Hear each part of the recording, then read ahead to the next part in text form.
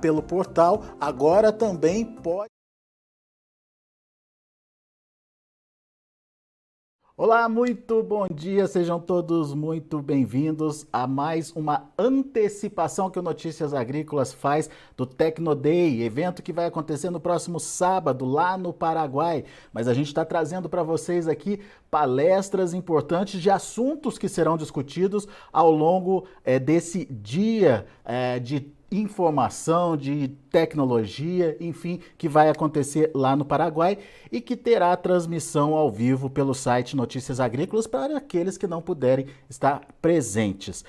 Só lembrando, o Tecnoday é um evento técnico promovido pela Caltech em parceria com a Impasa e, portanto, tem muita informação legal, muita informação técnica para você e a gente aproveita para fazer o convite para você que está nos ouvindo nesse momento, participe desse dia de campo presencialmente. Obviamente, você que está no Paraguai pode participar presencialmente desse dia de campo, mas para você que não está no Paraguai, mas quer ter mais informação, quer saber mais detalhes, quer conhecer melhor aí as novidades, as tecnologias relacionadas aí ao plantio dos grãos, essa é uma grande oportunidade. O que a gente está fazendo aqui no Notícias Agrícolas é antecipar as informações para que no dia do evento os especialistas estejam à sua disposição para bater um papo, para conversar, interagir, trocar informações, enfim, para que você fique bem informado. Virtualmente, como é que você faz isso? Logo abaixo da palestra do professor Lucas, que daqui a pouco a gente vai ouvir, tem um formulário. Você preenche esse formulário, faz a sua pergunta e essa pergunta automaticamente vai estar lá no sábado na mão do João Batista Olive, que vai repassar essa pergunta aí para o palestrante.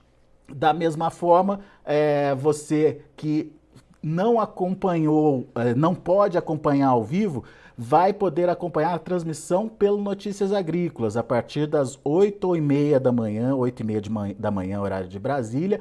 A gente já está no ar com todo o evento para você, para que você possa participar. E para você que vai poder presencialmente estar lá, é só chegar, trocar informação, conversar com os palestrantes. Hoje, por exemplo, a gente vai antecipar a palestra do Dr. Lucas Navarini, doutor em fitopatologia e professor do Instituto Federal do Rio Grande do Sul. Ele vai falar sobre manejo de doenças na cultura da soja. Então, não se esqueça, assista a palestra do professor e se tiver dúvidas, preencha o formulário que está aqui embaixo da entrevista dele, da palestra dele, para que que a sua pergunta seja respondida no próximo sábado, portanto, no próximo dia 11 de dezembro, a partir das 8h30 da manhã, horário de Brasília, com transmissão pelo Notícias Agrícolas e também nesse evento presencial que acontece lá no Paraguai. Você é o nosso convidado. Mas vamos parar de conversa e vamos logo para a palestra do professor doutor Lucas Navarini, como eu disse, manejo de doenças na cultura da soja. Olá, pessoal, sou Lucas Navarini e queria hoje falar com vocês sobre manejo de doenças na cultura da soja, com ênfase em alguns aspectos que julgamos aí relevantes, né, que possa auxiliar no manejo de doenças nessa safra que está por vir. Especialmente quando a gente fala em algumas doenças-chave que têm sido negligenciadas há algum tempo, enquanto ainda, né, muitos veem o manejo de fungicidas muito relacionado com a ferrugem da soja, quando hoje em dia, em muitas situações de época de semeadura até regiões, a ferrugem não é o maior problema.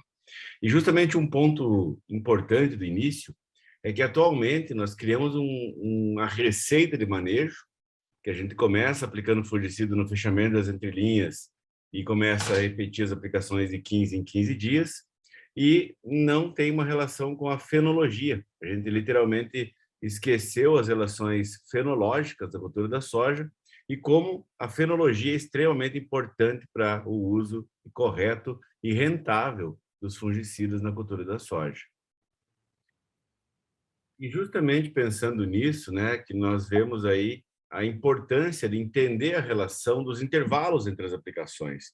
Muitos olham para esse experimento e imaginam, a gente sabe que o intervalo muito longo vai prejudicar o desempenho de controle de doenças, mas não é o intervalo o principal vilão. O principal vilão aqui é justamente essa nossa desatenção à fenologia da soja. Olhem esse experimento, foi feito num cultivar precoce, de aproximadamente 130 dias de ciclo, e as fotos são de final de março, né, pré-colheita do experimento. Nós aplicamos um programa de fungicidas contendo 4 aplicações, né, todas com um protetor multissítio, iniciando as aplicações a partir do florescimento. Notem, quando a gente faz as 4 aplicações com intervalo mais curto, de 10 dias, como chegou muito bem no final do ciclo, né? Uma boa preservação foliar ainda nessa parcela. Com o intervalo de 15 dias, ó, muito parecido com o de 10. Porém, o intervalo de 20 dias, sempre pior, né? Quanto mais ferrugem, maior a diferença, né? Quanto menor a pressão de ferrugem da soja, menor a diferença. E muitos perguntam, a gente sabe, né? O intervalo longo vai ser menos rentável, né? Vai dar menos resultado, mas, na verdade, o resultado que vocês estão vendo aqui nessas barras em marrom é a média de produtividade em sacos por hectare das parcelas das fotos que eu mostrei para vocês. E se nós olharmos, ó, 4 aplicações com intervalos curtos ficaram mais de 40 dias sem aplicação de fungicidas no final do ciclo. E ainda assim foi o melhor resultado, ó, 80 sacos por hectare. Com intervalos de 15 dias, 78 sacos por hectare. Nós dizemos que isso não é uma diferença não significativa entre esses dois aqui. Porém, com os intervalos de 20 dias, nós temos uma perda significativa do resultado de produtividade. Podem dizer, a gente sabe que o intervalo vai prejudicar. Não, não é o intervalo. Repito, é de novo essa desatenção à fenologia. Porque olhem aqui, ó, uma conta que poucos se flagram, né? O que é 4 vezes 20? 80. 80 mais 40, que foi quando a gente fez a primeira aplicação no florescimento, né? Esta cultivar da Brasmax aqui floresceu mais ou menos pelos 40 dias após a emergência. E justamente 40 mais 80 são 120 dias. A última aplicação a soja estava verde ainda, mas ela estava a 10 dias da colheita. Uma aplicação, de fato, que acabou não contribuindo com a produtividade, porque nesse tempo da soja, já nessa fenologia, a produtividade já estava completamente definida nesse ponto. Mas por que produziu menos? Justamente por isso. A gente está comparando literalmente 3 aplicações contra 4, se a gente for fazer essa conta. Da mesma forma que aquela velha pergunta, o dilema de todo agrônomo, né? Uma soja normal aí de 130 dias de ciclo, mais ou menos a uns 100 dias do plantio, o produtor te chama lá, olha para a lavoura está verde, bonita, né? Sadia, tudo verde, tudo bom, vagem cheia, e pergunta, aplico ou não aplico? Vale a pena ou não vale fazer essa última aplicação? Aqui está a resposta. 4 vezes 15, são 60 dias de proteção, iniciando no florescimento, mais 40, 100 dias. Ainda tem um mês para terminar o ciclo dessa soja. Vale a pena? 4 vezes 15, olha o laranja. 5 vezes 15. 5 aplicações, com intervalo de 15 dias, fazendo a quinta no final. Vocês estão vendo que não tem diferença de produtividade? Justamente, lá a produtividade, né? O número de grãos por metro quadrado, número de vagens por nó, número de nós por planta, né? Peso de grão, inclusive, está 90%, 95% definido. Então, você consegue ter um bom controle da doença, porém, uma baixa contribuição com a planta para que ela produza mais e, consequentemente, ter rentabilidade no processo. Além do que, se a gente fizer essa mesma recomendação de 5 aplicações, mas ao contrário desse raciocínio, do começo para o fim, a gente cai na barra verde aqui, o velho vegetativo, aplicar fungicida no vegetativo, né? Se a gente entra com 30 dias, 10 dias antes do florescimento, dito cujo do V6 que a gente fala, foi o melhor resultado de produtividade do experimento, né? 82 sacos por hectare. E desse experimento ele tem uma frase, né? Muito repetida hoje em dia, que é melhor fazer um começo cedo e bem feito e até às vezes abandonar no final do ciclo, não aplicar mais fungicidas, do que o contrário. Ficar esperando para começar, esperando chover para refazer a aplicação, né? O momento que estamos vivendo muito agora, né? Lembrem, toda vez que fica esperando chover, esperando alguma coisa, fenologicamente a soja segue crescendo, ela passa de fase, ela vai ter flor, vai ter vagem, vai encher grão, ela vai terminar o ciclo dela no mesmo tempo, se está chovendo ou não. Então, você tem o fungicida, ele é uma ferramenta importante para você atingir boas produtividades. Não perca tempo e não espere. Acompanhe a soja mais do que o clima para ter bons resultados com os fungicidas.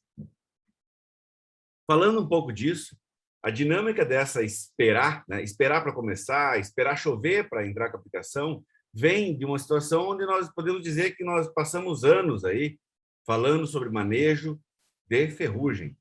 Quando está falando de ferrugem, ok, se não chove, para a ferrugem ela vai sofrer e não vai conseguir se desenvolver.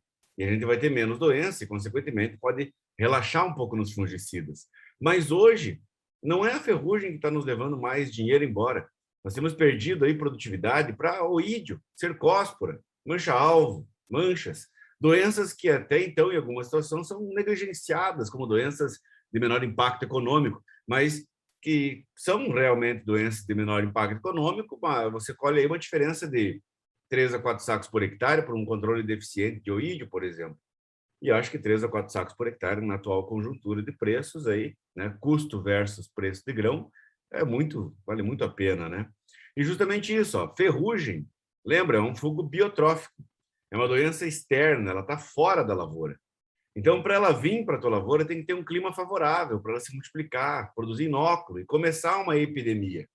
Então, é uma doença que, de fato, demora para começar e é muito influenciada pela época de semeadura. A gente chama de doenças do inóculo externo. Quanto mais tarde você planta, maior a pressão você tende a ter de ferrugem. Só que manchas, os necrotróficos, não.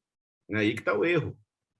Pegar a cercóspora, que é um problema sério hoje no Brasil, no Paraguai, mancha-alvo também, a própria septória, mancha parda, que é muito presente na fase vegetativa, no início da soja, eles são fungos necrotróficos, eles ficam e sobrevivem no resíduo morto do seu hospedeiro, lembrem disso, na palhada, na semente, fica ali, fica na área.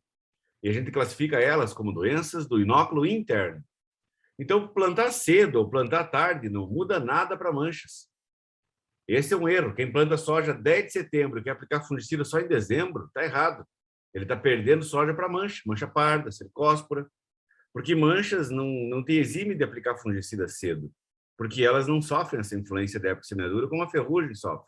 Então, isso que a gente tem que mudar um pouco e entender que hoje a gente atualizou o manejo da soja e é mais importante a gente cuidar de manchas, doenças final de ciclo, com atenção às fases fenológicas críticas da soja, do que o receitão aí dos intervalos, né, em sequência, que às vezes acaba saindo mais caro e menos rentável do que uma lavoura mais bem monitorada e acompanhada do ponto de vista fenológico. O vegetativo, muitos sabem, né? A gente faz esse experimento há muito tempo, né? E aqui é uma foto clássica aí mostrando a diferença de controle de bacheiro. Vocês podem dizer, a parcela da direita é um controle, da esquerda é uma testemunha. Não. A parcela da direita, sim, é a aplicação de um fungicida sistêmico, aí uma carboxamida, uma estrubirulina ou triazol. Todos têm um bom desempenho quando falamos de fungicida sistêmico nessa fase. E a parcela da esquerda é um protetor multissítio. O mancozeb não tem um bom controle de oídio, que em algumas regiões é uma doença muito relevante hoje em dia. Então, eu continuo chamando a atenção que não são todas as aplicações onde a gente precisa colocar ênfase na adição do parceiro, do protetor multissítio. E uma delas é o vegetativo, uma soja de setembro, uma soja de outubro, uma soja do cedo. A aplicação do vegetativo normalmente entra de forma muito preventiva. Não tem nada, não tem nenhuma doença ainda, vegetativo, né? Soja muito pequena, muito cedo. E a gente vê que não tem grandes diferenças entre produtos, que a maior diferença da recomendação da aplicação de fungicida no vegetativo é fazer ou não. Você faz, tem um bom resultado. Você não faz, tem uma diferença. Porém, não tem diferença em gastar com produtos muito fantásticos, eu diria assim. A gente tem que pensar mais no custo-benefício dessa aplicação. E o que chama atenção em situações que você tem um oídio, tem mancha já presente, né, cultivares mais suscetíveis, como essa aplicação hoje tem mostrado um visual bastante interessante no final do ciclo. Olhem essas parcelas. A única diferença que tivemos foi essa aplicação do vegetativo. Aplicação lá nos 25 dias após a emergência. Mas olhem as mesmas parcelas na foto lá no final do ciclo, no pré-colheita. Você vê a parcela que teve um menor controle inicial, mais amarela, menos preservada, e a parcela que teve um controle inicial muito bom já, mais verde e bem mais preservada, né? O resultado que a gente faz há alguns anos, né, de comparar várias ferramentas, e claro, são produtos com marcas comerciais aí, né, mais usadas no Brasil, mas notem, né, a gente chama que é um resultado muito achatado, podemos dizer assim, né? Não tem nenhum produto aqui que nos deu 75 sacos por hectare, por exemplo. São tudo muito parecidos. E a intenção justamente é essa, em deixar lá um Fox X Pro, um Cronos, um produto assim mais robusto, para demonstrar que no vegetativo nós devemos ter mais foco em custo-benefício, né? Fazer misturas muito caras ainda não é o momento.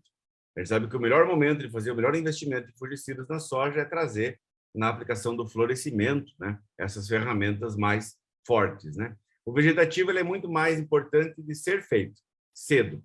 Entender que ele é uma tecnologia que foi pensada para fazer um complemento ao tratamento de sementes e não o início do programa de fungicidas. Então, por isso que é cedo, barato, custo-benefício, produto de qualidade, para ter um bom resultado aí de manejo de doenças na soja. O oídio é uma das doenças que, mesmo em regiões mais quentes, tem começado a trazer mais dificuldade. Claro que regiões com mais amplitude térmica, né, noite fria, é mais presença ainda dele. Mas hoje temos cultivares muito suscetíveis ao oídio, nos dando muito trabalho, né? E o primeiro ponto que vem é o que controla o ídio. O ídio, aqui eu deixei a severidade para vocês poderem ver, né? Então, 65% de severidade de oídio é mais ou menos o que está vendo na foto aqui, ó. As parcelas brancas da doença, né? Muita severidade até no topo da planta. Os mancozebes, ó, qualquer tipo de mancozebe não tem controle de oídio, não funciona sobre essa doença. Os clorotalonil e cobre controlam bem o oídio. Cobre ainda é mais efetivo para controlar o oídio. Só que ainda assim, ó, em uma circunstância mais curativa, onde a doença já está presente em alta pressão, eles são fungicidas protetores. Lembrem o que significa protetor, é um fungicida de contato. Precisa e é mais dependente de uma boa tecnologia de aplicação, espalhamento. Enquanto que, na verdade, quem pega bem o ídio é o cara curativo, sistêmico. E em resumo, que são marcas comerciais, mas é o ciproconazol, o fempropimorf e o proteoconazol são as 3 melhores ferramentas para o controle de oídio, tanto na soja quanto na cultura do trigo. E a cultura, o oídio, né, é uma das únicas doenças que nós vemos um antagonismo de cauda de fungicidas. Nos herbicidas isso é mais conhecido, você sabe que se colocar um 2,4-D numa cauda com clethodim, por exemplo, o graminicida perde seu controle, perde eficiência, não funciona direito, né? No caso do oídio, os triazóis são afetados no controle do oídio, especificamente essa doença, quando mistura com mancozeb. E dos triazóis, o mais afetado é o tebuconazol. Se vocês olharem aqui, a severidade, de novo, alta de oídio, em cima da Brasmax compacta, resultados desse ano, 65% de severidade. Nativo, Cronos e Fusão são 3 fungicidas à base de tebuconazol. E o tebuconazol é um triazol muito eficiente para o controle de oídio. Só que se eu olhar aqui, por exemplo, a Fusão com mancozeb, 50% de oídio. Se eu for lá para a outra ponta, Fusão sozinho, sem nada, sem mancozeb, 18% de oídio. Então, cuidado com isso, que muitas vezes, numa soja precoce, semeada cedo, a gente vai colher ela em janeiro, fevereiro, até colher em fevereiro, não vai ter uma pressão de ferrugem, ferrugem não é o maior vilão, e a gente está focado numa recomendação para ferrugem, onde não tem o alvo, e o alvo que às vezes está lá, o ídio está, tem severidade, está causando dano, a gente não faz um bom manejo por não entender esses detalhes aí das misturas de cauda também. Claro que a recomendação seria o quê? Troca um protetor multissítio, se continuar usando o tebuco, ou troca tebuco por proteoconazol. Qualquer marca de proteoconazol em mistura com mancozeb não é afetada pela mistura e o proteoconazol vai ter um bom resultado de controle de oídio também na cultura da soja. Cercósporo, acho que é uma das doenças relevantes. A gente tem visto situações bastante difíceis no Paraguai nas últimas visitas que estivemos aí. Até as últimas visitas foram antes da pandemia, né? Mas essa soja que vocês estão vendo aí é pertinho de vocês, aí do lado de cá, né? Do Lago de Itaipu, perto de Cascavel, uma lavoura de Brasmax Lança que visitamos em março desse ano, 2021. Justamente esse caso dessa visita aqui, se vocês repararem, né? Isso foi uma visita que nós tivemos aí com alguns meninos da Cevale, Nós estávamos com 2 meninos da Cevale e o produtor e eu. E nós entramos nessa lavoura para dar uma olhada. Eu já de outras visitas fiz essa pergunta, né? E perguntei para o produtor o que aconteceu aqui. E ele rapidamente respondeu: aqui foi fito, porque eu apliquei o fulano com o ciclano. Mas eu mencionei para ele: isso aqui não é fito. E a prova de que isso não é fitotoxicidade de fungicidas é quando se colher uma lavoura como essa, vai estar cheio de grão roxo em cima do caminhão. A complexidade de cercóspora tem nos mostrado que os sintomas são diversos, confundíveis com fito, ela é bem rápida e agressiva apenas no final do ciclo da soja. A gente detecta ela em outras fases, porém ela é mais agressiva apenas no final. E justamente esse fechamento, essas últimas aplicações, que são muito importantes para o manejo de cercóspora. Recentemente, o pessoal de Passo Fundo, aqui, a Carolina Deuner, publicou um trabalho mostrando a etiologia complexa do fungo, que nos deu um entendimento melhor aí sobre o que está de fato acontecendo. O sintoma mais conhecido e clássico de cercóspora é esse aqui da folha, esse crestamento. Mas digo para vocês que tem algumas espécies que o sintoma é muito parecido com fito de proteoconazol, alguns sintomas muito iguais àquele bronzeamento foliar, aquele roxeamento, também são algumas espécies que causam esse sintoma. E no levantamento que ela fez, né, em 25 locais do Brasil foram coletadas amostras, mostrou que mais de 70% foi Cercospora flagelaris e ainda outras 3 espécies que nós nunca conhecíamos, né?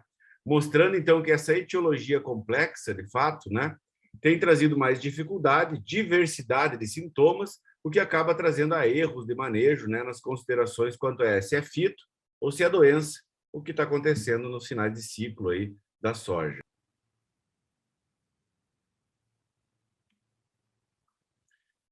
E em nossos experimentos temos demonstrado, né, que principalmente as maiores diferenças de controle, também parecido com outras doenças anteriormente, não está, né, no uso dos fungicidas sítio-específicos. Comparar as principais ferramentas recomendadas para as últimas aplicações, as diferenças entre elas são bem menores do que quando compara do com e sem protetor multissítio. E nesse caso, o protetor mais relevante tem sido o clorotalonil. Clorotalonil, nos nossos dados, temos feito alguns cultivares suscetíveis, mostram que tem uma diferença em torno de 3 a 4 sacas por hectare de resultado do controle de cercóspora na presença ou ausência do clorotalonil, independentemente de em qual mistura ou com qual produto ele venha combinado. Então, o clorotalonil tem se mostrado uma ferramenta muito importante para o manejo dessa doença hoje muito presente e muito difícil. A segunda mancha, mais relevante, mais agressiva que cercóspora, é a mancha-alvo. Mancha-alvo, ela é mais rápida, é a mais rápida das manchas, similar à ferrugem, e o momento fenológico dela é bem diferente da cercóspora. Cercóspora, em nossos resultados, mostram que as aplicações de fungicida realizadas durante o enchimento de grãos são as que têm mais impacto no controle da doença. Aplicações feitas mais cedo, no florescimento ou na formação das vagens, não têm um grande impacto no controle de cercóspora. Porém, mancha-alvo é exatamente o contrário. As aplicações do florescimento, eu até diria a aplicação do florescimento, do fechamento de trilhinha, é a aplicação mais importante no manejo de mancha-alvo, sendo as aplicações aí do enchimento de grãos pouco relevantes. Fotos como essa, tiradas do Mato Grosso, o cenário mais agressivo de mancha-alvo do Brasil, mostram exatamente o que eu estou comentando. Conseguem ver que o bacheiro está cheio de mancha-alvo e em cima, as folhas de cima não tem, do topo não tem o desenvolvimento da doença. Uma doença que é favorecida por um molhamento foliar mais intenso, né? E clima mais ameno. E a gente chega em situações de muita agressividade, alta pressão de inóculo no cenário de algodão safrinha, a fazer fotos como essa, onde você tem um trifólio do meio da planta de um cultivar suscetível, onde o folíolo da ponta mais exposto pegou mais produto, não tem mancha-alvo, e os folíolos da base menos expostos não pegaram produto com bastante severidade da doença. E as primeiras aplicações têm sido extremamente relevantes no manejo de mancha-alvo na cultura da soja. Na mancha-alvo, até o cenário atual de Mato Grosso, e pegando aqui alguns resultados dos ensaios de rede da Embrapa do ano passado, nós vamos entrar numa dificuldade que nós temos. Há alguns anos já, umas 2 safras, eu tenho comentado isso, que a base do manejo de fungicidas mudou. Hoje, o produto base é o protetor multissítio. O coadjuvante é o específico, sítio específico sistêmico. Porque dependendo da situação, quem está correspondendo com boa parte do controle, do manejo da resistência, tem sido o mancozeb, clorotalonil, oxicloreto de cobre, enfim. E eles são os produtos hoje, eu diria, indispensáveis de um programa de manejo. Só que nessa circunstância, nós temos que entender sobre a persistência de protetores em folhas, em safras muito chuvosas.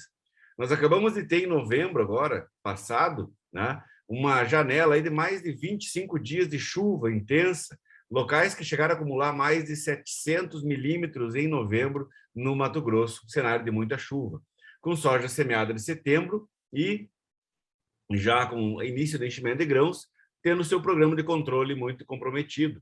E a gente sabe que hoje, boa parte do controle de cercóspora tem vindo através da eficiência de controle trazida pelo clorotalonil, além do que já temos alguns colegas dizendo que quase que 1/3, ou até mais do que isso, do controle de mancha-alvo é proporcionado pelo mancozeb, onde o mancozeb também é visto como uma ferramenta indispensável para o manejo de mancha-alvo.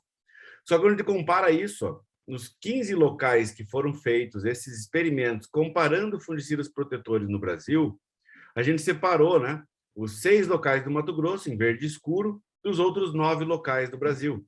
Por que o Mato Grosso separado? Porque chove muito mais lá. Chuva é muito mais frequente e mais pesada.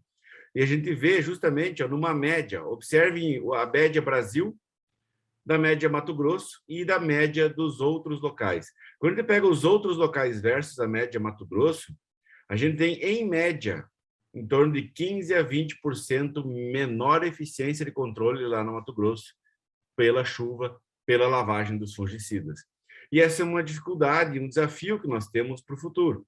Se nós precisamos muito do protetor multissítio para que consigamos ter um bom controle das doenças principais, e hoje não só necessários para o controle da ferrugem, mas também imprescindíveis para o controle de cercóspora e mancha-alvo, nós temos que criar tecnologia ou achar ferramentas que ajudem a ter uma melhor persistência e menor lavagem pela chuva dos fungicidas protetores para a cultura da soja. E pensando nisso, que a gente tem feito, né, eu mantenho uma linha de pesquisa minha baseada em tecnologia de aplicação, buscando agregar aí alguns adjuvantes que ajudam nisso. A gente tem visto realmente que tem contribuído e tendo resultados de produtividade melhores por trazer melhor controle das doenças na mistura com os protetores. Coisas que ainda pouco se fala, né? Adjuvante para o protetor multissítio para ajudá-lo a ter um melhor desempenho, visto que eles são muito relevantes hoje para o nosso manejo de doenças, né? Para nós entender essa questão complexa entre adjuvantes e o nosso resultado esperado, nós temos que entrar primeiro nesse ponto aqui. Cauda, né? Formulações, composições. Hoje, a cauda de pulverização é algo extremamente complexo, né? Difícil, e que poucos entendem, muito poucos mesmo, né? Então, se vocês olharem aqui, a grande complexidade começa com isso. Nós temos 2 tipos de formulações, né? Que são solúveis em água ou solúveis em solvente orgânico. Só que a maioria dos fungicidas, eles não são solúveis em água, né? Eles são indissociáveis em água, né? Mas a gente vai ter as soluções solúveis, né? A solução verdadeira, a solução concentrada, né? Por exemplo, glifosato base água, que a gente chama, né? Os WP, que é pó molhável, e outras aí, né? Que são insolúveis em água, né? Então, solúveis e as insolúveis em água. Aí, no solvente orgânico, que precisa de óleo, né? A CE, ME, EW, os insolúveis, WP, WG, SC. E isso traz um primeiro ponto. O que nós já temos de inerte na formulação? Quais são as propriedades físico-químicas da formulação daquela mistura de fungicidas em relação à água? E como aquilo vai reagir com o adjuvante? Qual a compatibilidade? Aquela pré-diluição que alguns produtos trazem na recomendação, como as ivermectinas, né? E você fazer uma emulsão do produto em óleo e depois na água. Fungicidas também respondem a isso. Só que essa recomendação não é tão utilizada em fungicidas, né? E isso muda muito os parâmetros de eficiência de algumas misturas. E quando a gente traz essa complexidade de solúvel em água, insolúvel em água, solúvel em solvente orgânico, insolúvel, é lipofílico ou não, é óleo, é espalhante, né? Ainda mais o pH de cauda, a gente vai complexar isso com as compatibilidades entre formulação e adjuvante. Considerando que adjuvantes, a gente tem dois principais, né? Os adjuvantes de utilidade, que são recomendados em porcentagem do volume de calda, então, que são muito utilizados para melhorar o transporte da gota, da pulverização, né? Diminuir deriva, aumentar peso de gota, diminuir evaporação, melhorar espalhamento, né? Ter menor tensão superficial da água, os tensoativos, e melhorar a adesão, né? A hidrofobicidade e a interação com a cutícula, melhorar a resistência à lavagem pela chuva e o orvalho. Esses adjuvantes, a maioria dos que nós conhecemos aí como adjuvantes puros, têm sido recomendados nesse aspecto. Só que quando a gente fala nas nossas caldas hoje com protetores multissítio, além de nós precisar de um produto que ajude na interação planta-produto, né? A dose do adjuvante em relação à dose de produto, e falar de mancozeb, a gente aplica mais de 1.000 gramas, né? Mais de 1 quilo de ativo por hectare, muito mais do que os sistêmicos, que é 40, 50 gramas de ativo por hectare. O adjuvante se torna algo mais relevante. E não só isso, a gente falar de mancozeb e a sua dificuldade de solubilizar em água, adjuvantes também possam ajudar em manter uma melhor suspensão, né? E ter uma melhor fluidez de calda, consequentemente uma melhor homogeneidade de dose durante o processo de aplicação. E esses produtos de desempenho biológico, né, adjuvantes de desempenho biológico, normalmente são desenvolvidos em recomendações em litros por hectare, que ele tem que ter uma dose relacionada ao ingrediente ativo que está querendo ser espalhado, transportado, protegido para ter o efeito naquela cultura. Então, eles vão ajudar muito na penetração dos fungicidas sistêmicos, né? Aumenta a transferência de massa de ativo, em relação de dose de adjuvante para dose de ativo.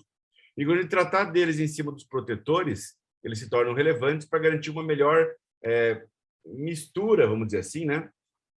Que, na verdade, o que acontece quando colocamos um óleo vegetal em calda com um adjuvante, a gente vai fazer com que a cera, que é sólida, a água e o produto que estão na fase líquida, mais o óleo, que seria o solvente, se misturem, né? Façam uma maionese, vamos dizer assim, uma gelatina aí, e nisso, quando desidratar e perder água, o protetor multissítio vai estar junto com a cera da folha, mais preservado, mais protegido e menos suscetível à lavagem pela chuva e, consequentemente, ganhando mais resposta de controle nas situações difíceis que temos de janelas muito chuvosas e que hoje necessitamos muito do protetor multissítio para nos ter um bom controle de doenças, especialmente mancha-alvo e cercóspora, né?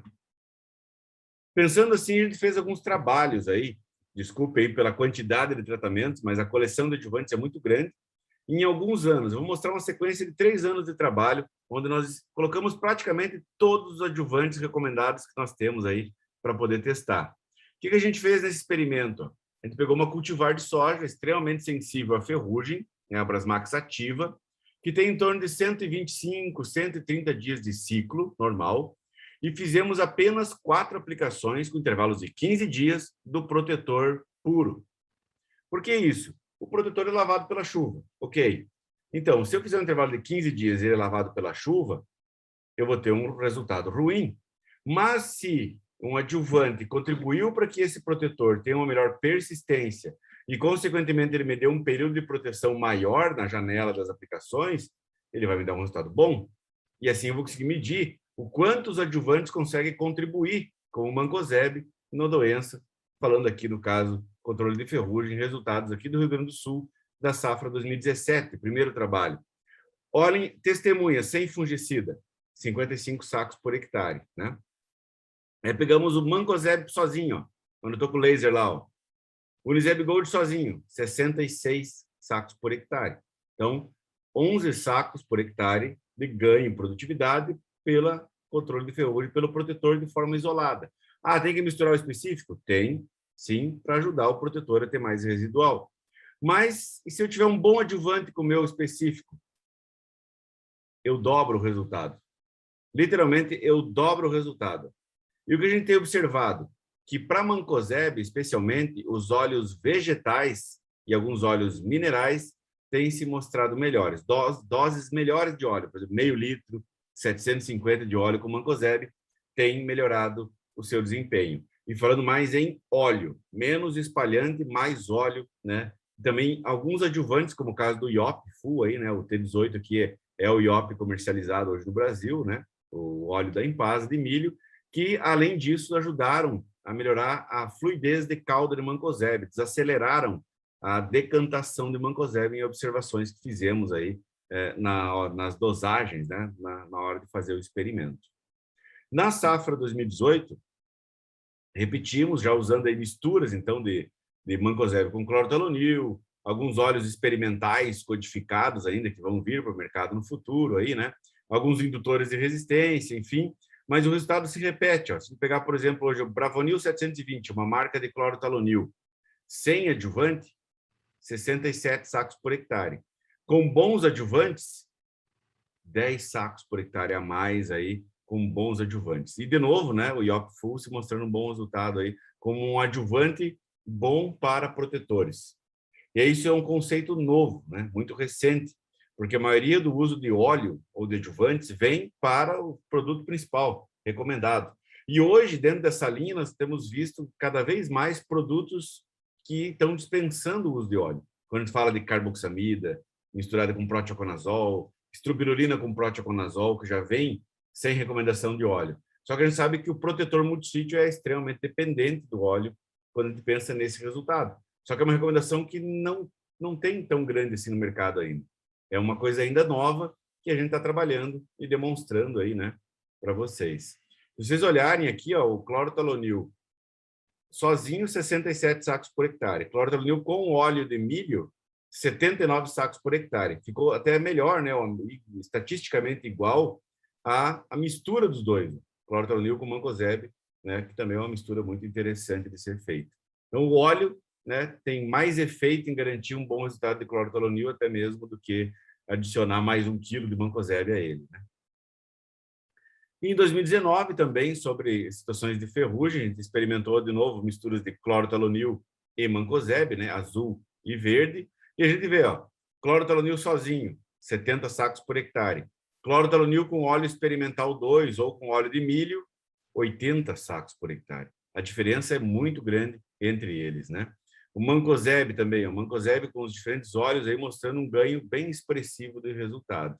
Então, pessoal, o que eu queria mostrar para vocês era essa dinâmica nova, né? Que nos traz a esse sumário de adjuvantes, que hoje a gente sabe que é um mercado muito importante, porém, um mercado com muita coisa e que nos confunde às vezes, né? Então, o que a gente sabe? Em formulações convencionais, né? Que a carboxamida e estrubirulina são os dois tipos de ingrediente ativo de fungicida extremamente dependentes de óleo mineral, né? Óleo bruto mesmo, aqueles óleos mais antigão, óleo forte, agressivo, porque elas dependem disso para ter uma melhor penetração, pois são moléculas de alta persistência na planta, né? Moléculas de baixa solubilidade em água, pouco sistêmicas. Então, o óleo é importante para que ela consiga entrar na planta e entregue o resultado de residual e não também fique suscetível à fotodegradação ou lavagem pela chuva que ocorre com o protetor. Para o triazol, em geral, a maioria deles é altamente solúvel em água e muito sistêmica. Então, o triazol por si só já penetra bem e se transloca bem na planta. Se você adicionar um óleo forte e agredir mais a cutícula da folha, você pode potencializar em muito a fitotoxicidade provocada por triazóis. Então, por isso que para triazol não se indica óleo. Só que tu tem uma carboxamida com proteoconazol, e aí o que você faz? Não tem o que fazer. A carboxamida precisa do óleo, o proteoconazol vai dar fito com o óleo. Então, a gente está num dilema hoje, né, nas recomendações, mas a gente sabe que óleos vegetais, né, óleo de soja, óleo de milho, são bem menos agressivos, eles entregam as propriedades adjuvantes que nós precisamos, mas muito menos agressivos que os óleos minerais, né? E para o protetor é bom, né? O óleo mineral é bom, como vocês viram nos resultados que eu acabei de apresentar. Surfactante, o agente de superfície, que seria aqueles produtos que agem mais em melhorar a uniformidade de gota, quebramento de tensão superficial, né? E melhorar um pouco a espalhabilidade e a molhabilidade da cauda. Se confunde um pouco o surfactante com o espalhante, mas eles têm umas propriedades particulares de cada um, né?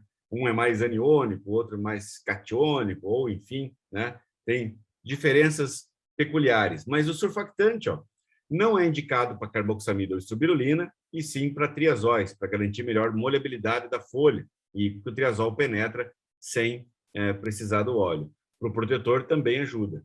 O espalhante já é melhor, né? Ele ajuda um pouco mais a carboxamida e a estubirolina, é ótimo para triazóis e é bom para o protetor.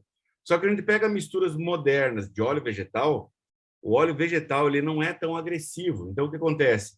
Ele vai ser como o óleo mineral para carboxamida e estubirolina e vai ser como um surfactante para o triazol e vai dar muito bem. A nossa dúvida era, e aí, para o protetor, como é que fica? Para o protetor foram os melhores resultados que nós tivemos aí com mais de 3 anos de pesquisas. Então, mostrando que no cenário de ferrugem e de mancha-alvo, os óleos vegetais hoje, que são mais novos, né, mais recentes no mercado, são extremamente relevantes para a gente ter bons resultados com mais seletividade em misturas que possivelmente possam estar sendo aplicadas com proteoconazol, né? O redutor de pH, eu já tive discussões com alguns amigos aí, né, sobre isso, mas redutor de pH, pessoal, não é indicado para fungicidas.